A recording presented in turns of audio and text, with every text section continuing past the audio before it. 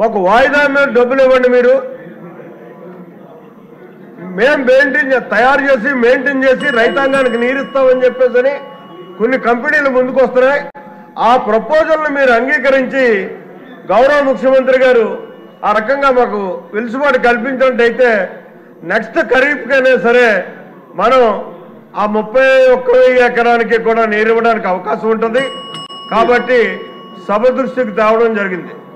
అంతేకాకుండా చంద్రబాబు నాయుడు గారి యొక్క సువర్ణాస్త్రాలతోటి మల్లవరం ఎత్తిపోతల పథకం అని చెప్పి 130 కోట్ల రూపాయలతోటి పథకాన్ని శంకుస్థాపన చేయడం ప్రారంభించడం. సభ నిర్వహించలేను, దయచేసి కూర్చోండి సార్. కష్టం ఇలా అయితే కష్టం, అర్థం చేసుకోండి. ఒక పక్క సభ్యులందరూ చేతులెత్తి మాట్లాడుతూ ఉంటే అర్థం చేసుకోవాలి. మీరంటే ఎనలేని గౌరవం ఉంది సార్. నా విమర్శ కాదు సార్, ఒక సభలో అందరికీ మాట్లాడే అవకాశం ఉండాలి. 20 నిమిషాలు అయింది, 20 నిమిషాలు అయింది సార్. ఇంకా కేశవ్ గారు 10 నిమిషాల్లో మొదలు పెట్టాలి. ఇంకా ముగ్గురు కన్నా అవకాశం ఇవ్వాలి. ఏం చేయాలి? గౌరవ ముఖ్యమంత్రి చంద్రబాబు నాయుడు గారు గతంలో శంకుస్థాపన చేశారు. 17% పనులు చేయడం జరిగింది.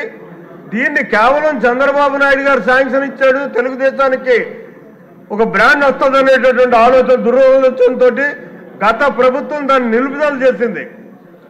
ఇవాళ దాన్ని మళ్ళీ అది శాంక్షన్ అయినటువంటి కార్యక్రమం మీరు ప్రత్యేకించి వాళ్ళు డబ్బులు ఏం కేటాయించక్కర్లేదు. దానికి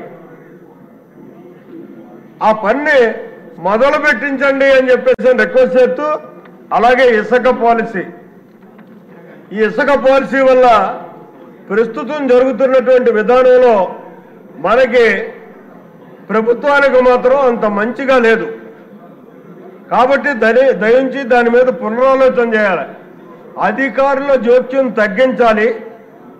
ఏదైతే గత పూర్వ విధానంలో ఎవరికి అవసరం ఉంటే వాడు వెళ్ళి ఇసుక తెచ్చుకునేటటువంటి విధానం ఉండేదో అదే విధానంతో మనం వదిలేసినట్టయితే పై ప్రాంతాలు పై రాష్ట్రాలకు పోకుండా నిరోధించగలిగి ఫ్రీగా ఆళ్లే వెళ్ళి తెచ్చుకునేలాగా, ఆళ్లే తవ్వుకునేలాగా, ఆళ్లే ట్రాన్స్పోర్ట్ చేసుకునేలాగా చేసినట్టయితే ఇసుక వల్ల మనకు మంచి వచ్చేటటువంటి పరిస్థితి ఉంటుంది అన్నది నా ఆలోచన. దాని మీద దృష్టి పెట్టమని చెప్పేసి వినయపూర్వకంగా కోరుకుంటూ, ఇక మట్టి ఇంకొకటి సార్, ఏ ట్యాక్స్ దయచేసి కూర్చోండి. ఇంకా లాభం లేదు. I have to use my description. I'm sorry sir. Reddappa గారు, మాధవి స్టార్ట్ చేయమ్మా.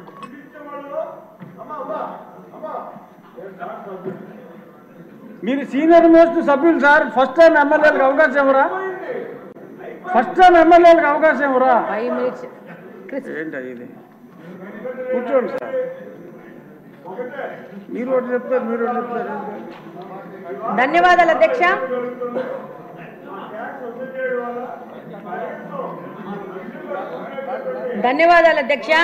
ఈ అవకాశం నాకు ఇచ్చినందుకు.